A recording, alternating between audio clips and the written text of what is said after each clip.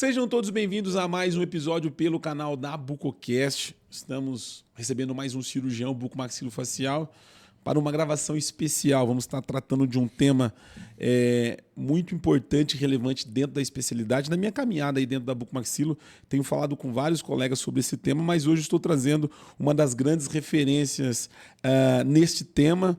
Eu estou falando da apneia obstrutiva do sono e um dos caras que eu conheci e tenho o prazer, uma honra de recebê-lo aqui mais uma vez, que é uma sumidade nesse assunto, é o professor doutor Otávio Ferraz, meu amigo.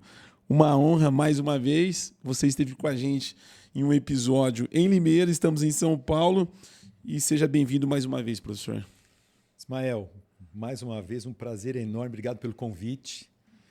E você sabe que nossa relação aí ela não é tão antiga, mas para mim, eu vou até dar um adendo já aqui, dar um spoiler. Dentro da área, você só não tem a técnica, porque a expertise e a capacitação da bucomaxilo, eu posso dizer que você dá baile em muita gente. É os congressos da vida. Que Pelo amor de Deus. Fica perambulando com o microfone para lá e para cá. Se você quiser fazer uma faculdade aí de odontologia e uma residência, você tem emprego garantido já. Não, você vai ser uma referência. Eu quero ficar aqui sentadinho fazendo pergunta. Você vai ser uma referência. Obrigado pelo convite, brincadeiras à parte. Vamos lá falar naquilo que eu tenho na especialidade, na área que eu tenho me dedicado há mais de 17, 18 anos já, que é o sono. E é sempre um prazer a gente passar um pouco de informação dentro da minha visão no tratamento da bucomaxilo e da apneia obstrutiva do sono. Você sabe que quando eu comecei dentro da especialidade, a gente ia muito para as clínicas, né? Que a gente tem agência, ia fazer material, conteúdo.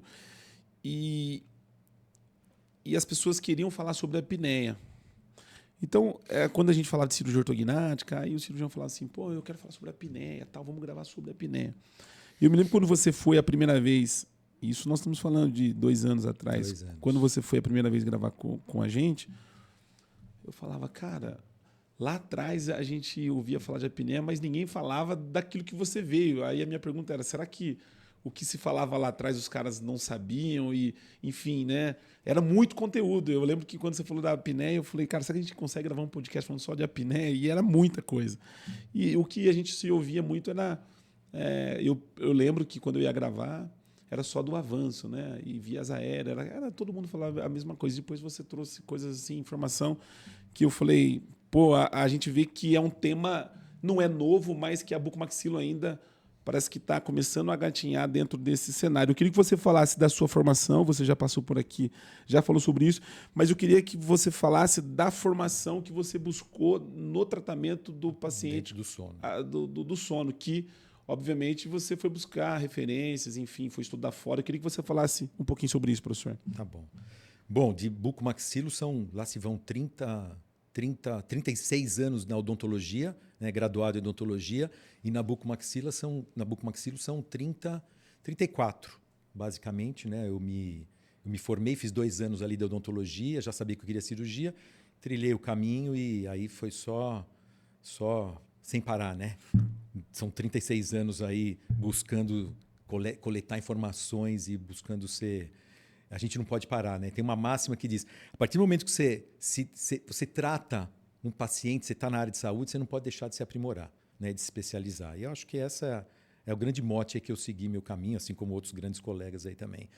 Mas dentro do sono caiu para mim em 2007. Eu já recebia alguns pacientes que tinham apneia e eu sentia muita falta de informação dentro do sono. E aí eu fui na Unifesp, eu pedia já o exame padrão ouro de diagnóstico, que é a polissonografia. A doutora Lia Bittencourt, que era uma coordenadora lá do Instituto do Sono, né, pneumologista lá da Unifesp, do grupo do sono, via que eu pedia muitos exames de polissonografia e acabou me chamando. Eu acabei trilhando o caminho lá dentro da Unifesp em 2008. E fazendo todos os cursos e as bases do sono, né? A gente vai falar sobre isso. E esses fundamentos do sono é que me levaram a realmente poder entender mais do sono como um todo e trilhar o caminho e agregar valor dentro da cirurgia ortognática, porque para a gente indicar a cirurgia ortognática, a gente tem que ter realmente as bases, os fundamentos do sono para que a gente possa fazer diagnóstico e aí sim instituir uma terapia assertiva no tratamento através da nossa expertise, que é a cirurgia ortognática, né? É interessante quando a gente fala de cirurgia ortognática para o tratamento da apneia obstrutiva do sono, a gente está dentro de dentro de um mundo na bucomaxilo. Quando você vai falar desse tema dentro do otorrino, né, que tem vocês têm uma proximidade, né? Parece que muda um pouco o mundo, né? Então você tem que ter essa relação, esse tratamento multidisciplinar com o otorrino, entender dos dois lados, Total. né? Porque a bucomaxilo ela defende uma forma de tratamento, o otorrino também defende, mas eles têm outras vias de tratamento. Eu queria que você falasse um pouquinho sobre isso, mas antes de a gente entrar nessa pauta, eu queria fazer um agradecimento especial à Traumec, que é uma das parceiras aqui da Bucocast. Nós estamos colocando aqui o QR Code na tela. Você ainda que não conhece o material, enfim, mas quer fazer o contato com o representante, é só você apontar o seu celular para o QR Code e, obviamente, você vai receber aí um representante no seu estado, enfim, ou até fora do país também, onde a Traumec atua. Obrigado, César, e ao Paulo Caritá. Esse tratamento multidisciplinar, professor, a gente sabe que a bucomaxilo tem uma sinergia muito grande com a ortodontia. Quando a gente fala de apneia obstrutiva do sono, a gente poderia trocar o orto pelo otorrino? Como que é a relação do otorrino dentro? É uma curiosidade minha do tratamento desse paciente. Não, a primeira coisa que tem que ficar claro assim, existem também otorrinos que não têm uma capacitação dentro do sono, né? E o sono deixou de ser medicina do sono e hoje é sono, justamente porque há essa interdisciplinaridade, né? O otorrino, pneumologista, o neurologista do sono, ginecologista do sono, tem um dentista cardiologista agora, né? do sono, é a odontologia do sono, né? A gente tem até a Associação Brasileira de Odontologia do Sono, mais de 15, 20 anos que a Bros foi fundada, eu estou já há 18 anos dentro da Bros. E inclusive agora no Congresso Brasileiro do Sono, que vai ser em Salvador, dia 3 a 5 de dezembro, que eu tenho o prazer de mais uma vez estar presente, são 13 anos participando aí dos congressos, falando de cirurgia ortognática para apneia, mas os consensos, né? Então a gente vai ter um novo consenso da odontologia do sono. Então a odontologia tem um contexto muito, muito marcante, muito forte dentro do sono. Mas do mesmo jeito que existe, então, o médico, o otorrino, que não é capacitado em sono, porque não é porque ele é otorrino que ele é obrigado a entender sono, né? Entender de sono. A gente tem que entender também dentro da nossa área que não é porque um dos tratamentos, né, as cirurgias esqueléticas ou ortognática, elas têm um componente de cura muito grande, mas não é todo bucomaxilo ou todo dentista que ele vai entender do sono. Então, a primeira deixa quem quer seguir nessa área, não adianta pegar o caminho de eu já faço cirurgia ortognática e eu vou fazer minha cirurgia, eu vou tratar todo mundo que me procurar. Então, até aproveito, não é isso. Você tem que trilhar um caminho dentro, como eu friso muito, das bases do sono. Você tem que entender da fisiologia do sono normal, a fisiopatologia dos distúrbios do sono. Outro dia eu ouvi um colega falando de desarranjos do sono. Essa palavra não existe, né? Então eu trato os desarranjos do sono através de cirurgia ortognática. Não. São distúrbios do sono, isso é catalogado pela Academia Americana de Medicina do Sono, existem os consensos mundiais de sono, então a gente fala em distúrbios do sono. Então, como é que a gente pode tentar tratar? É isso que a gente tem que inverter. Não é porque eu tenho uma expertise em cirurgia ortognática que eu vou conseguir tratar todo mundo sem ter as bases do sono para poder fazer diagnóstico preciso, e baseado em diagnóstico é que a gente consegue instituir estratégias terapêuticas. E dentro desse contexto de estratégias terapêuticas está a cirurgia ortognática, que não é para todo mundo. Então, ele é um caminho, né? Mas a gente tem uma responsabilidade muito grande, porque nós recebemos esse paciente, a gente faz diagnóstico e a gente está olhando por um viés só, querendo tratar, né, o colega bucomaxilo, que não tem a expertise do sono, ou esses fundamentos, né, não se preparou para isso, simplesmente quer ir fazer a cirurgia ortognática indicando muitas vezes totalmente fora de um contexto de realidade, assertivamente, na cirurgia ortognática. Né? E que você tem recebido casos de paciente que muitas das vezes já se submeteu à cirurgia e que não teve um resultado satisfatório, né, professor? Ismael, porque tem a indicação certa, a gente conversou outro dia, esse ano acho que foi recorde, eu recebi muito paciente que vem indicado também porque o paciente, muitas vezes, ele cai na mão de um profissional seja otorrino. Então, ainda existe muito isso. Eu tenho a felicidade de fazer parte de um grupo de sono da Unifesp, com otorrinos de sono. Né? Faço parte do ambulatório capitaneado lá pela Fernanda Haddad, otorrino, Danilo, Tati, os Renato Stefanini, o Precinoto. Então, tem a Milena, Campagnolo, tem uma galera ali do grupo do sono, que são otorrinos.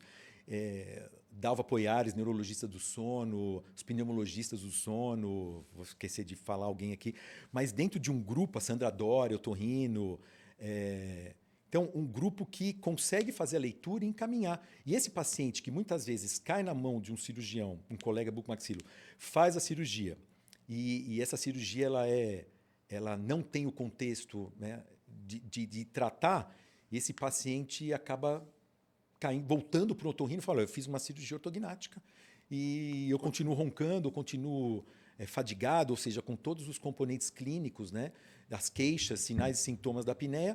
E aí o otorrino fala, bom, vou te caminhar agora para o Otávio e vamos avaliar. Então eu recebo, né, indicações de vários colegas médicos, porque esse paciente, muitas vezes ele não volta a procurar um buco, ele vai procurar um médico do sono.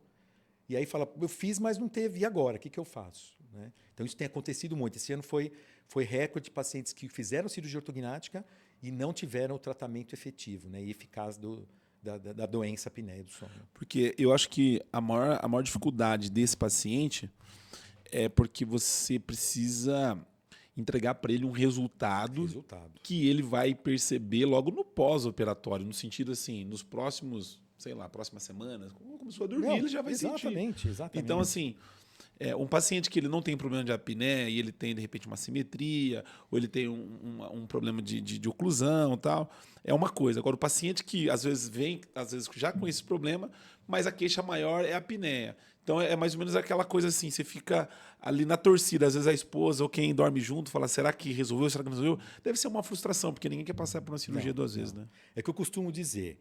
O foco, o paciente, são pacientes totalmente diferentes, dos pacientes que têm alterações dentoesqueléticas, que é o dia a dia de um cirurgião bucomaxilo. Né? Esse paciente, muitas vezes, e o que tem acontecido o paciente tem alteração dentoesquelética, se descobre que esse paciente tem apneia, e a apneia entra dentro de um contexto de, bom, eu vou tratar a alteração dentoesquelética, muitas vezes com queixa estética também, e já vou resolver a apneia também, porque a apneia descobrimos no meio do caminho aí. Né? E muitas vezes não, o paciente faz o tratamento ortocirúrgico e depois descobre que tinha apneia. Então, perdeu-se a janela e a oportunidade de tratar a apneia. Mas falando especificamente do paciente com apneia, é um paciente que a gente tem que tentar ser assertivo no tratamento curativo da apneia. A escolha. Então, porque esse paciente vem e ele chega assim, bom, eu já tenho o diagnóstico da apneia, eu já uso um aparelho intraoral ou um CPAP, eu não aguento mais, eu estou perdendo adesão, então eu tenho que tratar. E me falaram que essa cirurgia vai tratar e vai resolver. Não sei. Mas você está vendo, olha como o paciente vem procurar já direcionando que você vai me operar, vai resolver. Então, você imagina realmente fazer uma cirurgia, essa cirurgia não ser eficaz, e esse paciente, a frustração, submeter uma cirurgia que, por mais hoje que a gente tem as técnicas minimamente invasivas e a filosofia, né, de menos invasão, com repercussão melhor no pós-operatório, mas é uma cirurgia invasiva, não deixa de ser. Né? Nós estamos soltando uma... Outro dia eu encontrei um cirurgião bariátrico descendo no elevador do Sírio, ele estava dando risada sozinho, estava só eu e ele. Quando eu fiz um curso em 2016, eu chamei ele para falar de apneia e bariátrica. Eu falei, o que você está dando risada? Ele falou, eu acabei de fazer uma cirurgia e os meus assistentes... a gente faz cirurgia minimamente invasiva, né? Porque a gente já não faz uma laparotomia aberta, a gente ali faz os nossos acessos, mas eu estou invadindo lá dentro, eu estou descolando, por mais que eu não abri, né, aberta, mas eu não sei onde tem minimamente, onde não é invasiva a minha cirurgia. Eu falei, na nossa área também, porque a gente faz cirurgias menores, menos descolamento, menos descolamento da musculatura, com repercussão pós-operatória melhor, claro, mas a gente está soltando uma maxila, está reposicionando, está fixando. Então, de minimamente, se a gente for olhar bem o contexto, não tem nada, né? Claro que é a técnica, mas fazendo só uma analogia. Falando em minimamente, é possível usar essa técnica para fazer do tratamento do paciente com apneia obstrutiva? É possível. Porque, assim, não existe, na verdade, um número mágico do movimento, seja ele antero-posterior ou vertical. É cirurgia ortognática, né? O profissional que está apto e está capacitado e treinado tecnicamente para fazer a cirurgia ortognática vai fazer o tratamento também do paciente com apneia. Agora, o grande sacada é como eu vou fazer essa cirurgia? Será que os meus movimentos de 3, 4 milímetros vão ser resolutivos? Aonde será que está a obstrução? Qual é o sítio de obstrução? Eu posso fazer um movimento maior ou não? Então, a montagem desse quebra-cabeça para ser extremamente assertivo é muito complexa, mas às vezes você tem sim pacientes que com movimentos menores, grandes rotações anti-horárias se resolve, mas tem uma grande parte de pacientes que esses movimentos que minimamente exigem, são movimentos menores, né? Muitas vezes não vão tratar a apneia. Então, há um link, há uma relação direta entre movimento esquelético, tracionamento da musculatura e repercussão no aumento dimensional da via aérea. Claro que há. Só que a gente tem contextos aí de obstrução, de colapsabilidade, que você pode fazer movimentos pequenos e você ser resolutivo, mas você pode fazer movimentos extremamente grandes anteroposteriores e não ser resolutivo. Então, não há uma relação direta. O que a gente tem que fazer é a leitura. Mas, minimamente, então, para esses pacientes que podem requerer pequenos avanços e vão ser resolutivos, a minimamente invasiva ela está dentro do contexto, claro, para tratar alguns pacientes apneicos, sim. O paciente, quando ele vem com a queixa de apneia obstrutiva do sono, é uma queixa funcional, né? E muitas das vezes esse paciente pode estar num estágio até de correndo risco de vida, né? Porque existem algumas apneias graves que o paciente pode chegar até a óbito. Como que você avalia o planejamento desse paciente quando hoje a gente tem uma cirurgia ortognática que cada vez mais tem se falado sobre estética, né? Você consegue desassociar mesmo a queixa desse paciente sendo funcional? Ou o Otávio é o cara que, cara, a estética faz parte da entrega da minha cirurgia? Eu queria que você falasse como que você trata esse paciente hoje. Bom, em primeiro lugar é que nós, com uma formação odontológica, né, o bucomaxilo, primeiro que a gente tem que tratar esse paciente dentro de um contexto de, mais uma vez, de interdisciplinaridade, né? Então, a gente não tem capacitação para introduzir, por exemplo, uma terapia com o CPAP. E nós não temos capacitação de tratar esse paciente sistemicamente com as repercussões sistêmicas e as morbidades que essa doença causa nos pacientes. Como você mesmo citou, as morbidades cardiovasculares, né? Claro que não são todos os pacientes que vão ter repercussões cardiovasculares, mas a gente, dentro do contexto de diagnóstico e olhando para a polissonografia, e aí entra mais uma deixa, né? Quanto que a gente vê que se indica uma cirurgia ortognática e o colega bucomaxilo não sabe fazer uma leitura de uma polissonografia, que é o padrão ouro do diagnóstico, por mais variabilidade que esse exame traga, ele é o exame padrão ouro de fazer diagnóstico da apneia. E a gente tem um número enorme de informações ali, que são os fenótipos, os endótipos, está tudo englobado ali dentro desse exame. Então, se você não sabe fazer uma leitura de um exame de polissonografia, acabou. Você já para. Não dá para continuar, não dá para avançar e indicar uma cirurgia se você não tem o diagnóstico preciso. Então, tratar a interdisciplinaridade, isso é fundamental. Porque esse paciente tem repercussões que a gente tem que estar tratando junto com o médico do sono, às vezes o cardiologista do sono. Então, é um contexto de profissionais de saúde atuando dentro. Então, esse é o primeiro ponto. O segundo eu como cirurgião, como dentista, né, com residência e formação na bucomaxilo, eu não posso desassociar que a minha cirurgia ela tem um componente, primeiro, tem uma doença que esse paciente procurou, com sinais e sintomas importantes, e a vida desse paciente, realmente, com até alterações cardiovasculares a médio e longo prazo, se já não estiver tendo essas repercussões. Claro que a gente tem que focar nisso, mas eu não posso desassociar se eu tiver que indicar uma cirurgia ortognática com assertividade, né, dentro de uma indicação precisa. Eu não posso desassociar, buscar um equilíbrio do sistema estomatognático, uma oclusão estável, uma musculatura com mobilidade, com equilíbrio, uma articulação também que esteja equilibrada e funcionando bem dentro desse contexto. E, claro, buscar um equilíbrio estético. Para mim, Otávio, está dentro essas variáveis ou esses marcadores, eles são os meus objetivos, né? O meu target é buscar o tratamento curativo da apneia, buscar um equilíbrio do sistema estomatognático e um equilíbrio estético facial. Então, a gente hoje, às vezes, ouve muito, e eu já ouvi até de alunos, porque a cirurgia ortognática vai deixar ele biprotruso, com esses grandes movimentos de avanço. Não. Então, o primeiro ponto é, uma variável extremamente importante é, se a minha leitura, eu preciso de movimento X, e hoje a gente tem condições de montar quase que um algoritmo matemático de fazer o diagnóstico e instituir as terapias baseado nesse diagnóstico, para ser extremamente assertivo. Uma gama de variáveis e uma gama de possibilidades que você tem que saber fazer a leitura. E se você indica, é porque você está chegando muito próximo de ser assertivo para o tratamento. E se o meu movimento cirúrgico, as minhas relações dentárias, posição de lábio, de inclinação de dente, elas não favorecem o que eu preciso fazer para tratar dentro da minha leitura de diagnóstico, eu contraindico a cirurgia.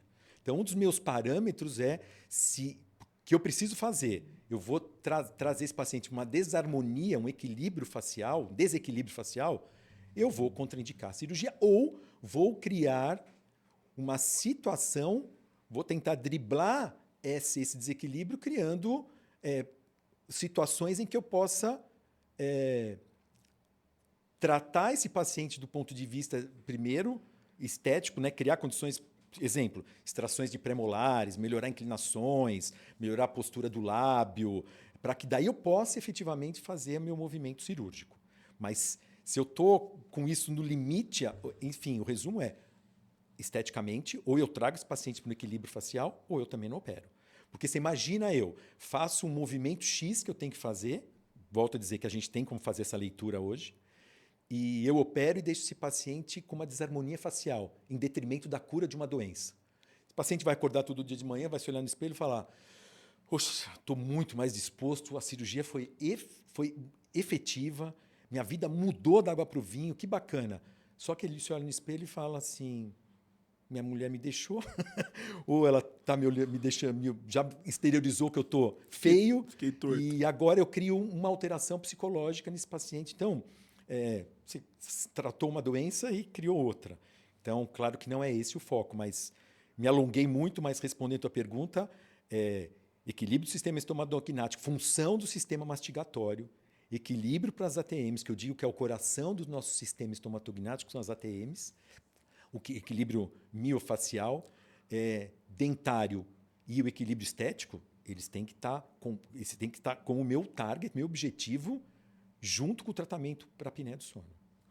Tem algum tipo de apneia que a cirurgia ortognática não consegue tratar? Existe mais de um tipo de apneia. Tem as apneias centrais, né, e as mistas. Claro que a mista é obstrutiva com as centrais, mas as apneias centrais elas têm uma outra linha, né, do sistema nervoso, do sistema autonômico, simpático, parasimpático, sistema nervoso central. Então, uma outra linha, e as centrais a gente não cura. E o que é muito engraçado, muitas vezes, os pacientes graves, obstrutivos graves, quando você faz a cirurgia, muitas vezes, a médio prazo, esse paciente pode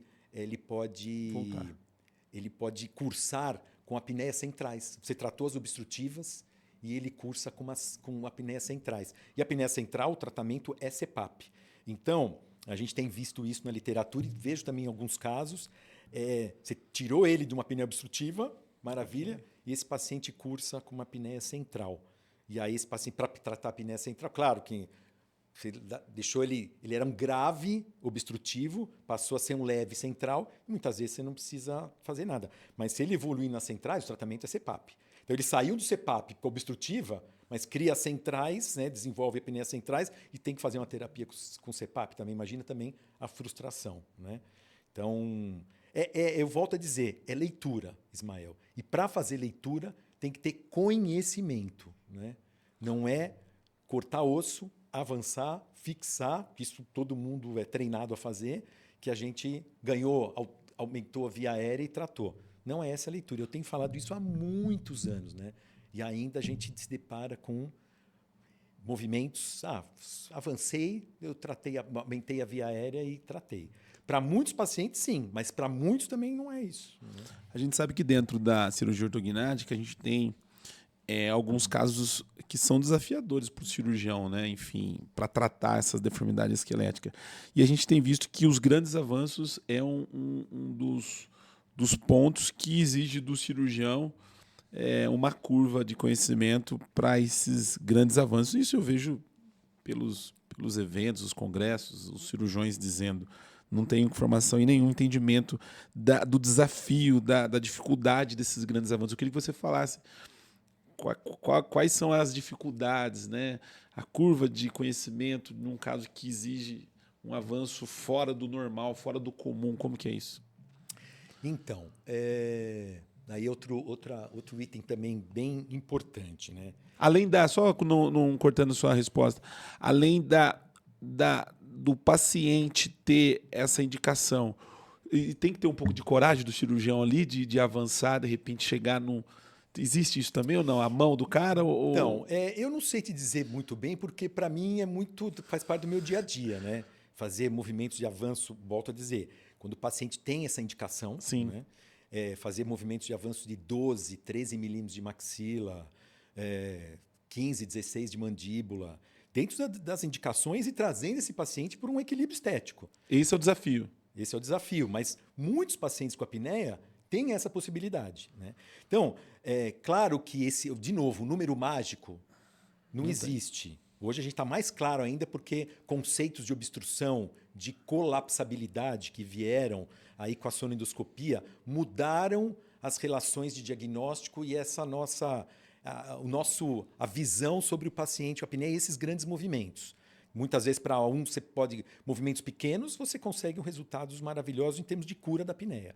Mas os grandes movimentos, eles têm sim o seu lugar garantido, porque se é para a gente fazer um paciente com uma birretrusão esquelética importante, uma via aérea extremamente pequena, uma cavidade oral pequena, uma língua volumosa, uma orofaringe com um fenótipo anatômico muito ruim, os pequenos movimentos, você vai fazer um movimento de 4, 5 que a gente vê por aí, que é o mais comum. 4, 5 milímetros de movimento de avanço com uma rotação anti-horária grande.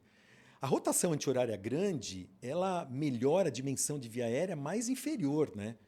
E a gente está no outro segmento. Então, isso é outra coisa. Eu vejo muito. Não, a gente vai avançar a mandíbula, a gente vai tratar a apneia. Mas não é a mandíbula. O problema não está em região mais baixa, retrolingual ou base de língua, né?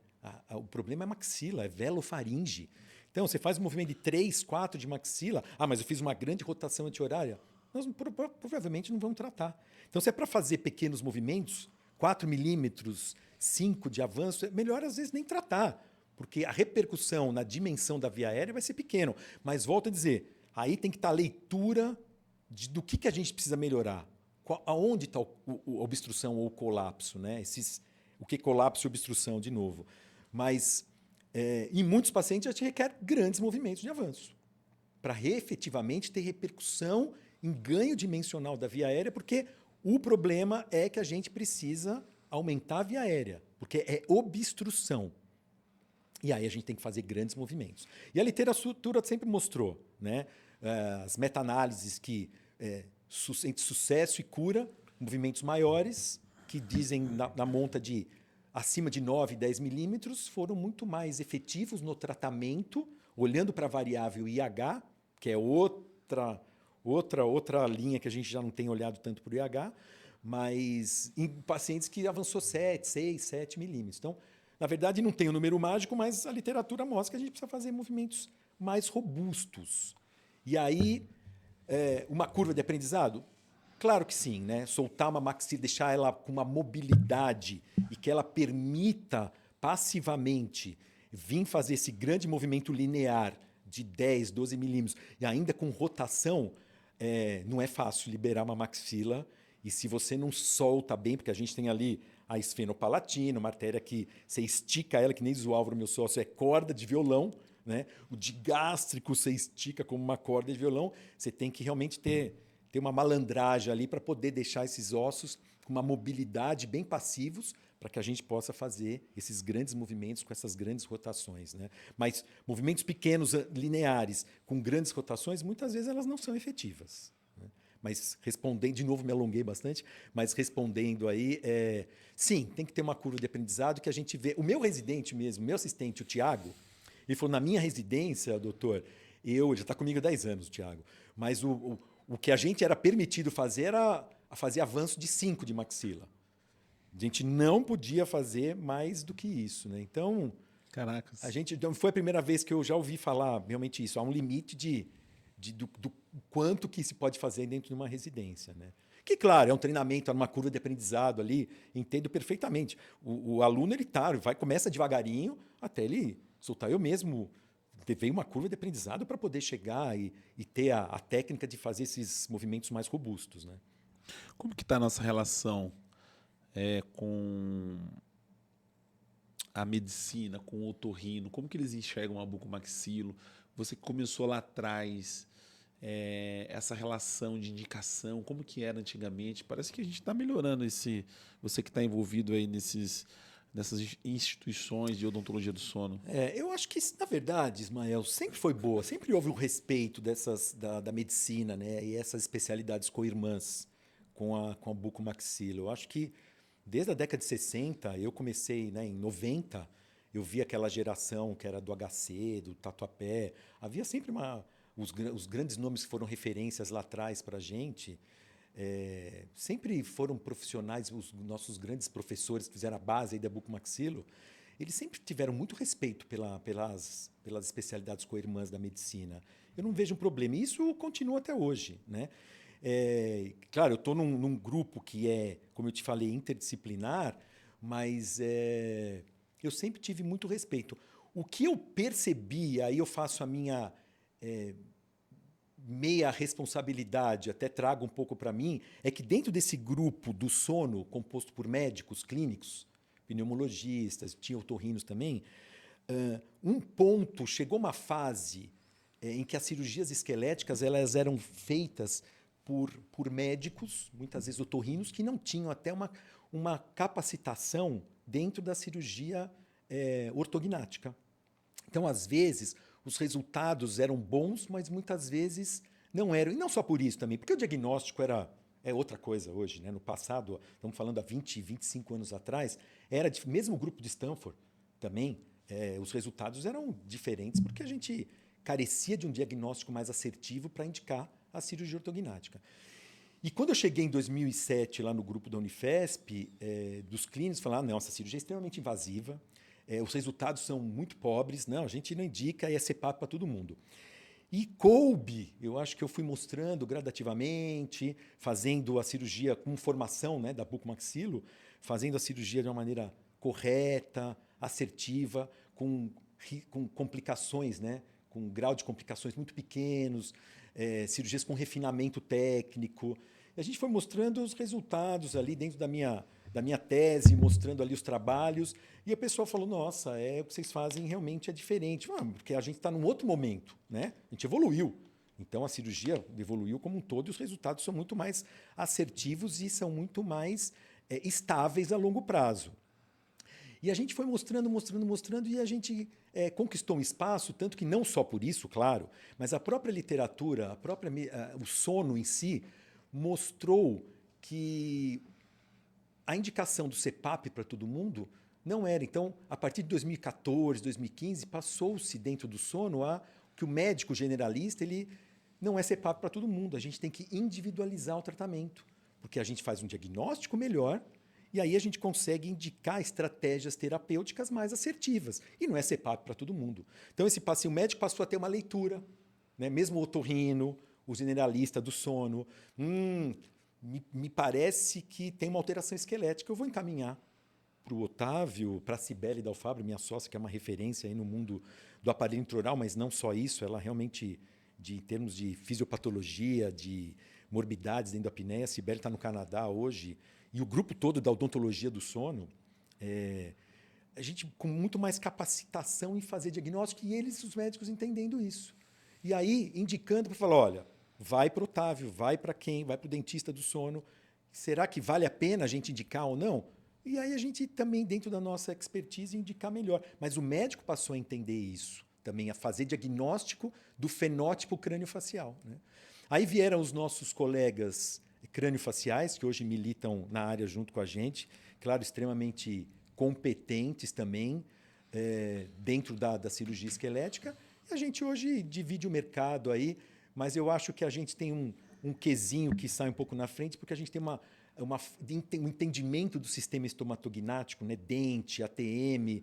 Eu acho que a gente está um pouco na frente no sentido de entender o funcionamento do sistema estomatognático e não desassociar o tratamento da apneia com o equilíbrio, a busca pelo equilíbrio desse sistema estomatognático, né? Quanto tempo podcast, Jorge? 35 minutos de podcast. Um agradecimento especial aqui à Traumec, que nos apoia aqui no nosso canal. Nós estamos colocando o QR Code da Traumec aqui no seu visor, você apontar o seu celular e você, obviamente, vai receber o contato aí de um dos representantes direto da fábrica para qualquer região do país que você esteja aí e você ter esse material contigo aí. Agradecer ao César e ao Paulo Caritá. Professor, todos os pacientes classe 2 têm apneia? Todos os pacientes que... A pergunta só o classe 2 tem apneia? Também seria outra pergunta, né? Porque, no meu entendimento, aquele que tem um queixo para trás, o paciente tem apneia. Mas tem paciente que não tem um queixo para trás ou é um classe 3 e tem apneia também? Eu queria que você falasse um pouquinho sobre isso. Então, a tua pergunta é bem o momento que a nossa especialidade ainda vive. E isso ficou para trás há muito tempo. A gente falava que uma das causas da etiologia era realmente da apneia, era uma via aérea estreita, por uma deficiência de mandíbula e uma obstrução, porque o paciente era retrognata, era um classe 2. E a gente venceu isso, a gente está falando, já tem outros componentes há mais de 10 anos. E a gente vê muito paciente, muitos colegas ainda que militam na área também da cirurgia bucomaxilofacial e craniofacial, olhando, o paciente com a mandíbula para trás vai ter apneia. E não é isso, mas não é isso de jeito nenhum, né? Então, primeiro, nem todo paciente classe 2 tem apneia, longe disso, né? Existem pacientes, nem todo paciente obeso tem apneia, que obesidade sendo a causa. A gente tem um N enorme de variáveis, que a grande sacada é fazer essa leitura, e volto a dizer, eu acho que o meu mote foi entender essa leitura dessas variáveis ao longo dos anos, né, para ser assertivo na indicação. E é isso que a gente tenta passar nos cursos, né, o Sleep Surgery que a gente fez no ano passado, a gente tentou passar para quem participou dessa abordagem, dessa visão, dessa filosofia. Colocar mais uma pergunta aí antes de você finalizar. O paciente que não tenha deformidades, mas ele tem apneia, a ortognática serve para esse paciente também? Continua. Também serve, então vamos falar nisso. Então, é não olhar só para a mandíbula. Então, não é porque o paciente é um retrognata que ele tem apneia, e não é um paciente, não é o paciente que não tem uma alteração esquelética, que também não vai ter, que pode ter apneia, né? Não tem alteração esquelética e tem apneia. Então, volto a dizer, é a fisiopatologia, né? Poder enxergar a causa da apneia. Então, não só, primeiro, fazer o diagnóstico da apneia, que já não é fácil. Então, a gente vê os colegas militando, tratando, sem saber fazer diagnóstico da apneia. E o segundo mote tem apneia, qual a causa, qual a fisiopatologia da apneia? Porque isso vai impactar diretamente na causa, no tratamento. Então, se eu não consigo determinar qual a causa da apneia, eu vou fazer avanço no paciente que é classe 2, mas que a fisiopatologia não pode estar relacionada com o fenótipo da deformidade da mandíbula. Em contraponto, o indivíduo que não tem alteração esquelética, a fisiopatologia pode ser uma alteração por uma birretrusão esquelética. Ele é um paciente classe 1, com uma face um pouco desarmônica, face curta. Sim. Então, a gente tem que olhar mais os pacientes curtos, os pacientes retroposicionados e os pacientes estreitos, né? Essa caixa, esse contexto de formação esquelética é que muitas vezes pode determinar uma apneia do sono e esse paciente não apresentar uma alteração visível. E você olha lá nos traçados cefalométricos, que se fosse bom não teriam 40 mil traçados, né? Então são a cefalometria é um meio auxiliar do diagnóstico, mas saber olhar para esse paciente e muitas vezes você consegue fazer o tratamento cirúrgico no paciente que não tem alteração esquelética e não precisa fazer o tratamento cirúrgico nesse que tem a deformidade da mandíbula que você perguntou, porque não é a causa da apneia.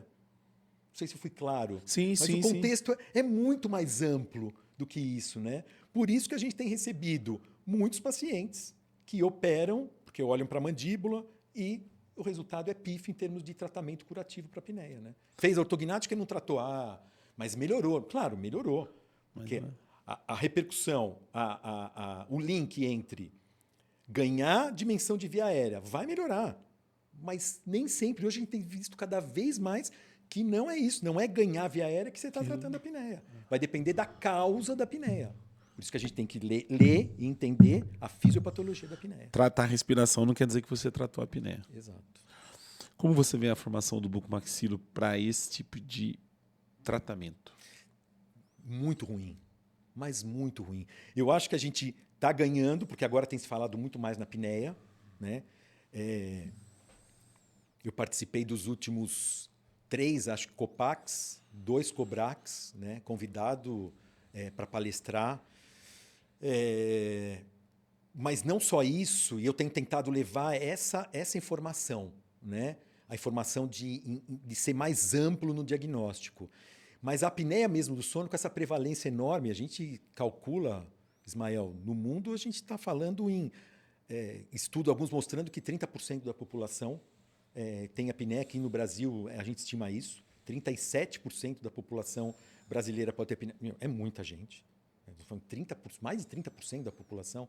E no mundo a gente estima em torno de 1 bilhão de pessoas com apneia do sono. Então, uma prevalência gigante. Isso não quer dizer que todo mundo vai se beneficiar com a cirurgia ortognática, né, para tratar a apneia. Mas, por mais que a gente tenha informações maiores, a gente tenha linkado mais o bucomaxilo, a odontologia com a apneia do sono, mas tem o viés que tratamentos realmente não assertivos, né? Muito tratamento sem ter assertividade. E isso é muito ruim porque você denigra a imagem. Aquilo que a cirurgia ortognática ela é extremamente indicada e assertiva para tratar os pacientes certos, a gente muitas vezes está quebrando a cara e o médico que está recebendo esse paciente fala, tá vendo? Operou a cirurgia ortognática, por mais que o nível de evidência e para sucesso gira em torno de 80%, cura em torno de 45%, 50%, mas eu já recebi o terceiro que eu pego e não tratou. Isso então, é ruim. isso é ruim. Isso é muito ruim, porque falta de diagnóstico do colega e falta de uma indicação precisa, né, de assertividade na indicação da cirurgia. Então, eu acho que ainda porque tá muito ruim ainda por parte do cirurgião essa indicação. Porque, veja bem, dentro da cirurgia bucomaxilofacial, a gente tem a patologia, a gente tem os distúrbios da TM, a gente tem grandes nomes aí que são especialistas basicamente em tratar, né, desordens ou distúrbios articulares. Posso citar vários nomes. O trauma, né, a cirurgia oral, a implantodontia, que está dentro desse contexto também da bucomaxilo. Mas você vê que dentro de uma especialidade, a gente tem várias outras subespecialidades. E da apneia. Então, claro que eu trato pacientes com alterações dentoesqueléticas, jovens que me procuram ou que vêm indicação do ortodontista. Mas hoje eu te falo de cátedra, sim. Eu já fiz esse levantamento, 80% do que eu tenho feito são distúrbios obstrutivos do sono. Eu tenho tratado o paciente com apneia do sono, né, através da cirurgia ortognática. Esse paciente com problema de apneia, ele está na mão do otorrino, ok? Não. Ele está dentro do consultório da odontologia também, do bucomaxilo. Então, é uma curiosidade, obviamente, você vai saber falar melhor sobre isso. Quanto a gente tem desse paciente hoje dentro da bucomaxilo, o paciente quando tem problema de apneia, quem que ele procura? Né? Eu tenho... por exemplo, o problema de ATM, o paciente tem... Né, ele procura quem? Tem uma dor, uma cefaleia, ele tem dificuldade de encontrar quem que é o profissional que trata DTM. A gente já tem, bem claro para o paciente que eu tenho ronco, vou procurar um bucomaxilo. Como que você enxerga? Como que nós estamos nessa questão? O básico é que, assim, nós como dentistas, a gente pode fazer diagnóstico, e devemos, e a gente faz. Hoje eu tenho muitos pacientes porque operei o tio, o irmão, já vem direto para mim. E aí eu vou compor com o médico do sono, para que a gente componha a ser assertivo nesse diagnóstico e montar essa estratégia.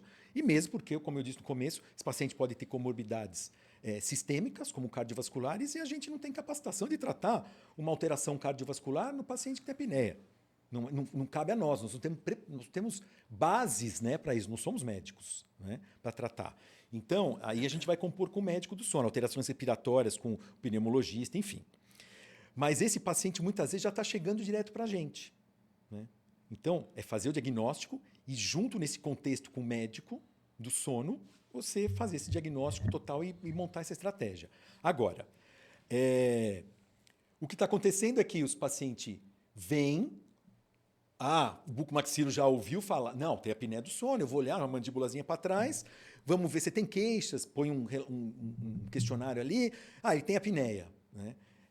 Muitas vezes sem polissonografia, muitas vezes, aliás, uma grande maioria, sem o exame padrão ouro, né, o gold standard para o diagnóstico, que é a polissono, porque esse colega não sabe ler uma poli.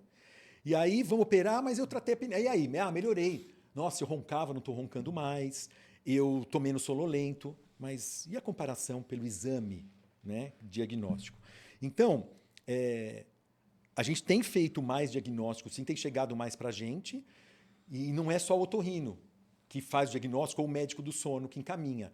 Mas claro que hoje também tem muitos pacientes que vão procurar. Bom, eu vou procurar o otorrino. E muitas vezes procura o otorrino também que não é especialista em sono.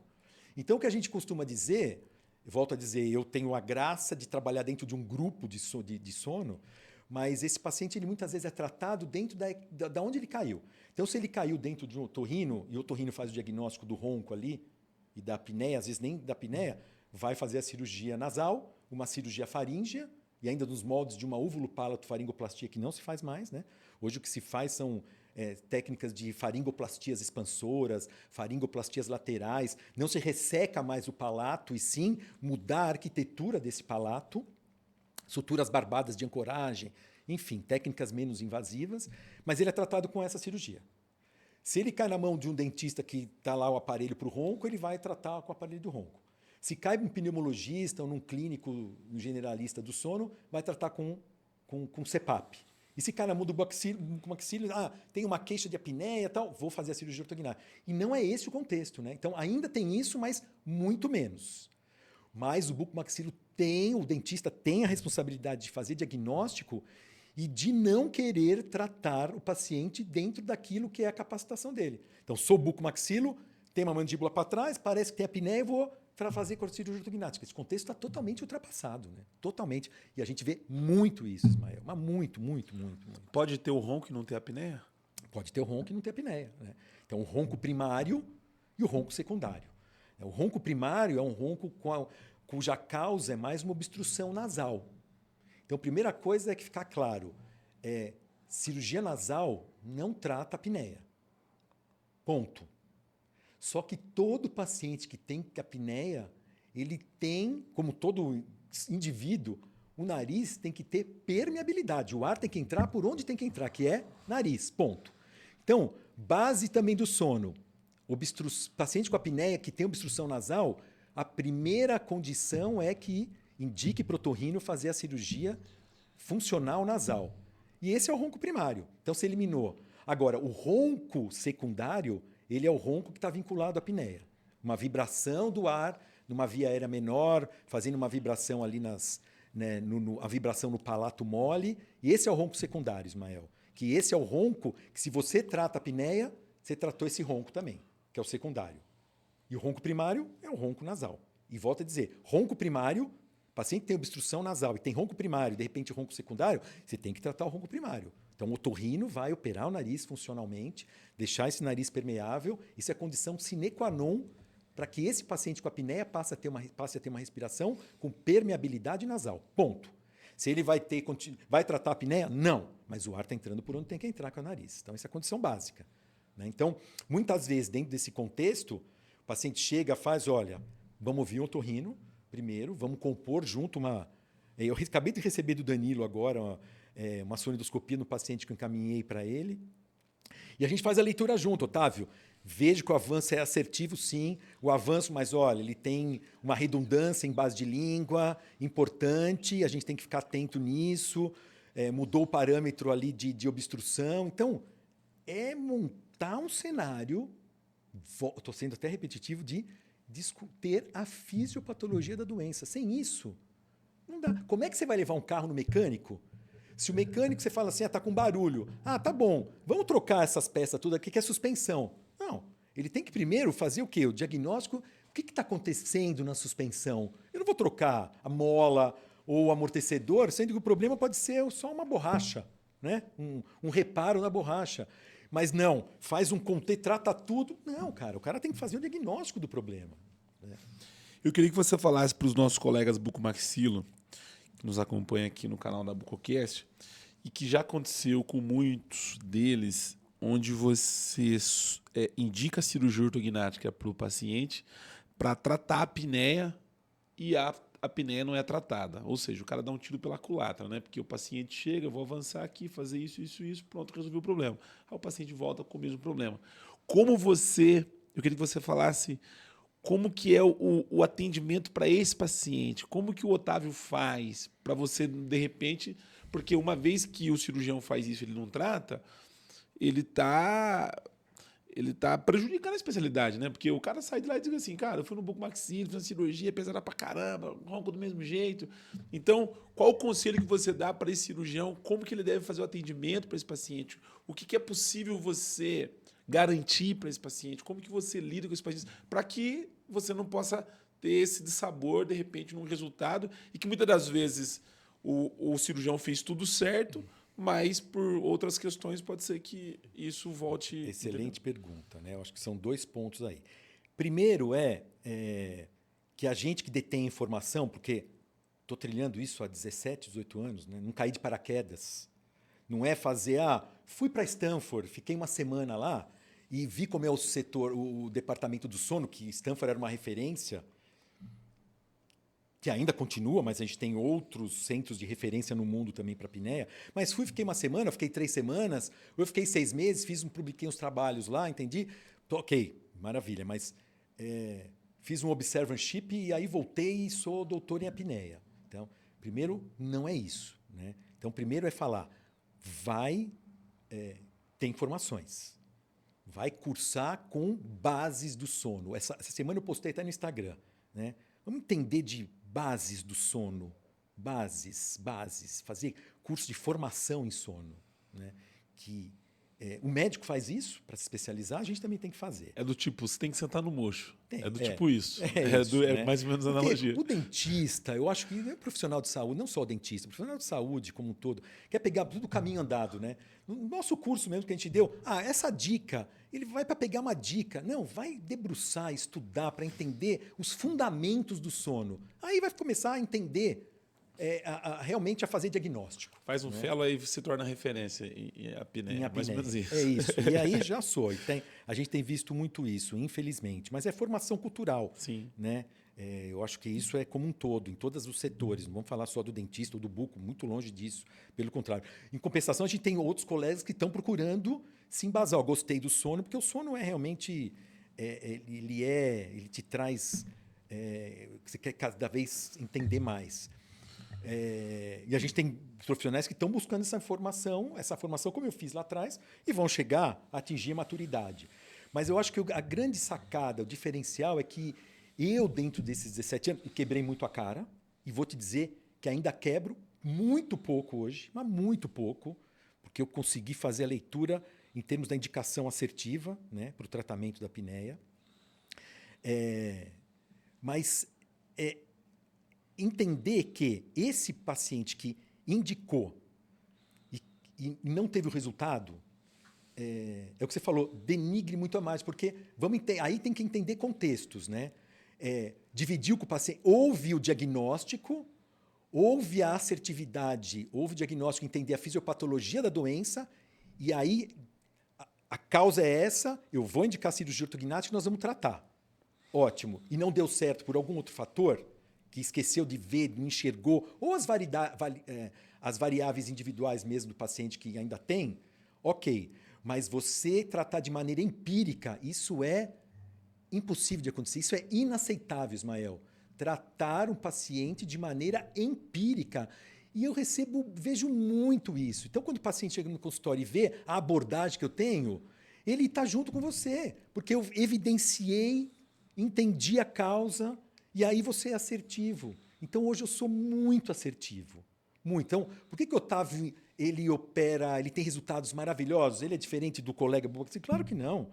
O que eu faço de cirurgia ortognática é o que o colega também faz. Mas a indicação, né? Ser assertivo na indicação. Então, eu dou o tiro certo. E eu mostro para o paciente, porque é isso, e a gente vai junto e vai andar. E no paciente que eu tenho dúvidas, eu vou dividir com ele. Olha, tá vendo? A tua causa é essa variável, eu vou resolver com a minha cirurgia. Essa também. E essas duas são extremamente fortes dentro do teu contexto, a apneia. Só que essa aqui, ela pode desandar tudo que a gente vai fazer. E eu não consigo ter uma leitura muito boa dessa variável e não controlo essa variável. Quer ir junto comigo? Nós vamos melhorar, mas eu não consigo quantificar o quanto. Eu, Otávio, não te operaria, porque essa variável ela pode desandar e a gente não ter o resultado esperado. Mas às vezes o paciente fala, não, eu vou junto com você.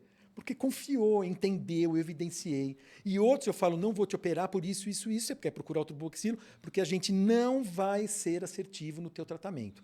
Então, você vai queimar uma cirurgia invasiva, uma repercussão do pós-operatório, né? Uma cirurgia que a gente sabe como é. Sim. O pós-operatório é chato, e o teu resultado vai ser pífio. Então, eu não te opero. Então, eu acho que é saber fazer isso, né? Eu sei fazer isso. Aprendeu isso depois de muitos anos, depois, né? De quebrar a cara também, né? Hoje eu consigo ter a leitura. Então, é essa leitura que eu acho que falta para o colega. E aquele que operou e depois vem e me procura, indicado por um médico, e não teve o resultado, muitas vezes é por falha, além do diagnóstico, do planejamento cirúrgico.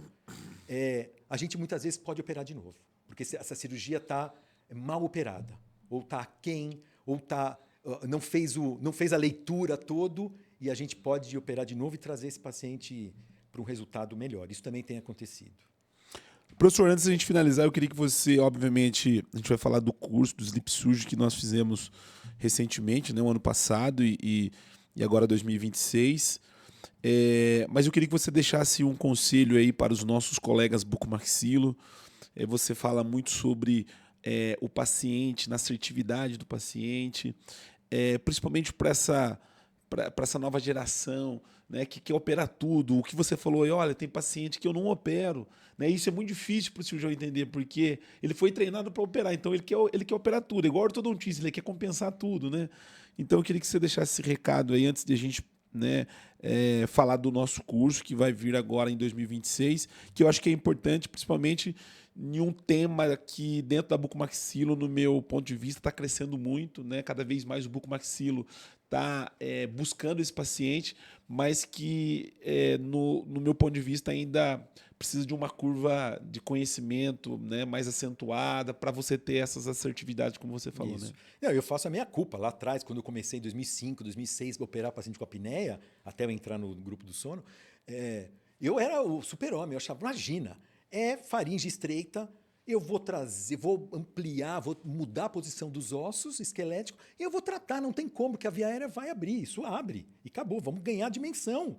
E eu vou tratar. A cirurgia, eu olhava assim, um CPAP e tal, manda para mim que eu vou resolver. E aí não é nada disso, né? Então a gente também teve, porque a gente acha que a gente é o super-homem, porque a gente confia tanto na técnica, mas aí é entender que a literatura mostre que as variáveis da fisiopatologia das causas é mais embaixo, né?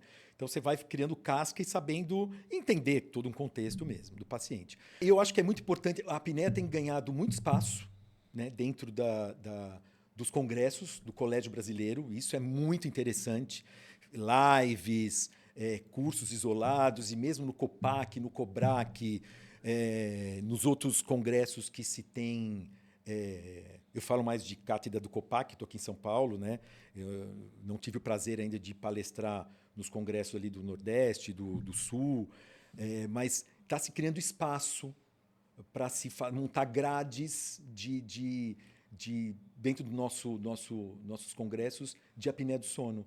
E, então, eu fui convidado, tive a grata satisfação de ser convidado pelo Sato, pelo FUED, quem estava mais? O Trali, O pessoal da comissão do COPAC montar a grade, me deram autonomia total de montar a grade da apneia do COPAC, e eu trouxe médicos do sono para falar das bases do sono, de como essa filosofia. Eu acho que eu montei uma grade, ficou... eu quero até agradecer aqui, eles me deram total autonomia de montar, convida quem você quiser, monte do jeito que você quiser.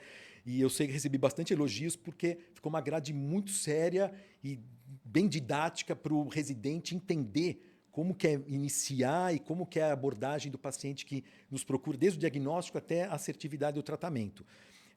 Mas eu acho que é isso. E o Cobrar, que agora vamos ter o outro 2026, eu acho que é isso. Tem que montar grades, dar espaço para a gente que já tem essa bagagem, expertise, que a gente monte grades e que a gente realmente traga informações, mas informações de vanguarda, né, dentro desse link entre a apneia do sono e onde o contexto do cirurgião bucomaxilo está engajado. Então, eu acho que é isso. E procurar formação em, mais uma vez falo, em fundamentos do sono. Sem isso, a gente já começa errado. E que nos congressos que eu tenho visto, o tema de apneia obstrutiva do sono tem tido uma procura muito grande. A gente vê pessoas... hoje a gente está falando de cirurgias estéticas da face, a bucomaxilo, né, está aí agora com esse tema muito pertinente, mas a apneia sempre tem levado o público, né, o cirurgião tem buscado conhecimento dentro desse tema. E para finalizar, eu queria que você falasse do nosso curso, quais são as novidades, o que a gente está propondo. Esse curso está em São Paulo hoje, mas a ideia é, de repente, estender ele em alguns outros estados, que é possível também, né, professor? Eu acho que chegou a hora. A gente teve um amadurecimento ali do curso há 2 anos atrás, o ano passado, Sim. né? Esse ano foi um ano que a gente programou mesmo de fazer a cada 2 anos, para que a gente consiga trazer realmente informações robustas, né, para o colega que nos procurar. Não só de técnica cirúrgica, mas dentro toda essa base do sono, claro, curso de 2, 3 dias, 2 dias em média, mas eu acho que a gente está dentro do nosso escopo, né? Talvez levar para outros lugares, porque é extremamente plausível e a gente deve fazer isso, né? Levar para o Centro-Oeste, levar para o Nordeste, mas o nosso curso é um curso voltado para o bucomaxilo, voltado para esse planejamento, voltado para melhorar ou refinar a técnica cirúrgica desse colega para a apneia e o entendimento todo do colega para, volto a dizer, seguir a minha filosofia, que é a assertividade, a indicação precisa aí, e a gente não ficar indicando e ter resultados realmente ruins, porque isso é muito frustrante para o colega e principalmente o paciente que procurou e acreditou que essa cirurgia ela ia ser realmente curativa para a apneia, né? Você que nos acompanha pelo canal da Bucocast, fique ligadinho no nosso canal, que em breve vamos estar soltando aqui a data do nosso curso do Sleep Surgery, que é coordenado pelo professor Otávio Ferraz, e em breve nós estaremos soltando essa data. Professor, olha, estamos aqui com um mimo da Traumec, exclusivamente para você. Já estou entregando ele, um canuzinho aí personalizado. Muito bem. A Traumec, ela é a nossa principal parceira da Bucocast. Você conhece bem esse material, né? Você que opera aqui em São Paulo. E uma lembrança aí para você colocar lá no seu consultório. Eu tenho acompanhado a Traumec, assim, não tenho um vínculo tão grande com a Traumec, mas eu opero com a Traumec. E eu tenho acompanhado desde lá de trás, quando a fábrica foi inaugurada. Eu tenho profissionais que trabalharam dentro da indústria, dentro da Traumec no início, para ajudar, que sempre me falaram muito bem. E eu uso, né, através do meu fornecedor, aqui um dos fornecedores que eu uso, que é inclusive, sigo muito bem, que é a Fixen, e que ela tem a Traumec como parceiro, e muitas cirurgias eu faço usando o material da Traumec. E não me surpreende, eu costumo dizer muito, né? Eu falo isso em alto e bom tom. Não deve nada, primeiro que dentro o material nacional é o melhor que tem, mais refinado, mas mais ainda do que isso, não deve nada às grandes marcas mundiais aí de material de síntese óssea, um material extremamente refinado. E eu dou a mão palmatória aqui e parabenizo o pessoal da Traumec, porque pelo trabalho que tem feito, não só de técnico, mas de educação continuada, né? Fomentando a educação continuada para que esses profissionais hoje que saem da residência, que vão ser os futuros profissionais, e eu posso te falar que, assim como outros colegas, São 35 anos usando material. Já usei todos os materiais possíveis e imagináveis de material de fixação. E essa evolução ao longo de todos esses... A gente sabe quanto sofria quando a gente não tinha em mãos os materiais das grandes marcas internacionais e a gente não tinha esse acesso e era difícil mesmo. E hoje a gente vê um material tão refinado e não deixa nada. Então, eu sou fã de carteirinha e uso o Traumec também através do meu fornecedor e, para mim, é extremamente resolutivo e me deixa muito tranquilo e muito sereno nas resoluções dos casos lá no intraoperatório usando o material da Traumec. Assim, sem demagogia nenhuma, mas parabéns mesmo, porque chegou num nível de refinamento e que bom, né, que a globalização também trouxe isso, que a gente não deve nada para ninguém. Você sabe que quando a gente fez a parceria com a Traumec através do César e do Paulo, a gente obviamente conhecia a Traumec não só da fábrica, do nome, da marca, dos congressos, mas aqui a gente tem visto assim depoimentos de cirurgiões de histórias, né, que começou lá atrás e que pontuou melhorias em determinados materiais. Muito. E que isso assim nos enche de orgulho e obviamente e o até César... um adendo, Ismael, porque eu, o Álvaro, o Álvaro, meu parceiro a gente está há quanto? 30 anos juntos. Né? Começamos lá, assistente do Vita, depois trilhamos nossa carreira solo, mas o Álvaro sempre teve um componente de desenhar placa. A gente tem uma placa no mercado que é a Soares, um pilar. Então, a nossa história de desenvolver material de fixação, trazer a nossa necessidade do dia a dia, né? Inclusive para esses grandes movimentos de avanço, aonde que ela se adapta melhor. A gente tem essa expertise, né? E a gente, desde lá de trás... Tem, tanto que a gente desenvolveu a placa que está no mercado. Então, e quando eu olho um material desse nível, porque a gente realmente tem expertise dentro da nossa área em termos de desenvolvimento de material de síntese óssea. Né? Isso a Traumec sabe fazer muito bem. Eu ouvi o cirurgião, ouvi a necessidade do cirurgião, como, por exemplo, agora o material da minimamente invasiva, de cirurgia ortognática e outros, né, materiais que ela vem desenvolvendo de acordo com a necessidade do cirurgião. Então fica aqui o nosso agradecimento ao César e ao Paulo Caritá, o nosso muito obrigado. Professor Otávio Ferraz, uma das grandes referências do país em cirurgia ortognática para o tratamento da apneia obstrutiva do sono. Você é assim, meu amigo. Nos grandes eventos, nos grandes congressos, você sempre está envolvido, seu nome está muito bem relacionado a esse tema, e não só a isso, mas a história da bucomaxilo. Você é uma grande referência para a gente. Obrigado. Ismaelzinho, obrigado pela parceria. Fico muito feliz da gente ter se conhecido e ter firmado essa parceria, porque uma parceria ela é uma parceria de honestidade, ela não é só técnica, ela é de moral, de índole, né, de uma formação como a gente tem também. Então, me sinto muito, sem demagogia também, obrigado por essa parceria. A gente tem muita coisa para fazer ainda. Tamo junto. Isso aí. Obrigado pela oportunidade.